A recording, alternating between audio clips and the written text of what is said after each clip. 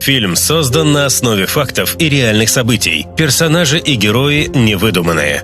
Фильм расскажет о реальной причине военного конфликта на таджико-киргизской границе и является абсолютно независимым.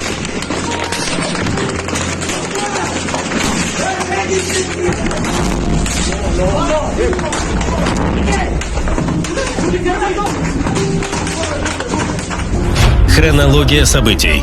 14 марта 2021 года Министерство обороны Кыргызской Республики заявляет о намерении проведения военных учений в конце марта-начала апреля в Баткенской области, в непосредственной близости от спорно-приграничной зоны на границе с Таджикистаном, стягивая туда десятки единиц военной техники. В Баткенской области понаблюдал за заключительной фазой командно-штабных и мобилизационных учений безопасности 2021. 26 марта председатель ГКНБ Кыргызстана Камчибек Ташиев на пресс-конференции заявляет, что Кыргызстан предложил обменять анклав Варух на участки в Лейлекском и Баткенском районах, что вызвало резкое негодование жителей Варуха и всего Таджикистана.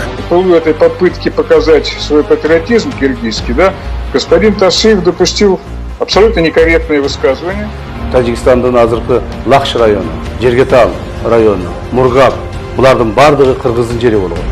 Ташиев заявляет о намерении Бишкеком построить водохранилище на реке, как ее называют кыргызы, Казу-Баглан, а таджики Хаджабакиргон, без согласования с соседями по низовью реки, что нарушает ранее достигнутые договоренности между всеми странами региона. Главы МИД обсудили сотрудничество в сфере транспорта, использования водных ресурсов. Особое внимание уделили вопросу делимитации, демаркации линии государственной границы. Киргизия будет строить некое водохранилище, там Кипир-Абадское. Это было совершенно возмутительное заявление, которое, в общем, в этом регионе нельзя так утверждать, потому что вода там общее состояние. Таджикистан резко отреагировал на это заявление. 17 апреля Кыргызстан произвольно начинает производить ремонтные работы на головном сооружении водораздел. Произошла стычка из-за установки Таджикистаном видеокамер на одном из участков границы. 28 апреля таджикская сторона пытается установить по своему убеждению на своей территории камеры видеонаблюдения, что вызвало недовольство со стороны кыргызов, и граждане Кыргызстана в гражданской одежде избивают людей, которые хотели установить камеры видеонаблюдения, и препятствуют им. В конфликте мэр города Исфара получает огнестрельное ранение. 29 апреля спецназ Кыргызстана атакует погранзаставу Таджикистана, расположенную в Джамуатте Хаджай-Ало, и пытается захватить головное сооружение водозабор. Таджикские военные начинают ответное наступление.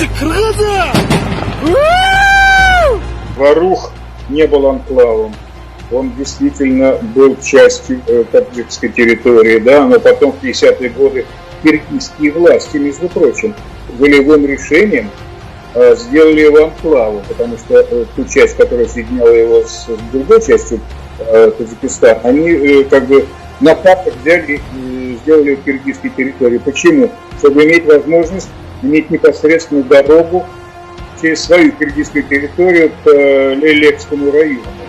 Дорогие зрители, если обнаружили какие-то неточности в данном фильме, просим вас в комментариях предоставить аргументированные уточнения. Своим фильмом мы не хотели кого-то обвинять или оправдывать, и тем более не для разжигания межнациональной розни.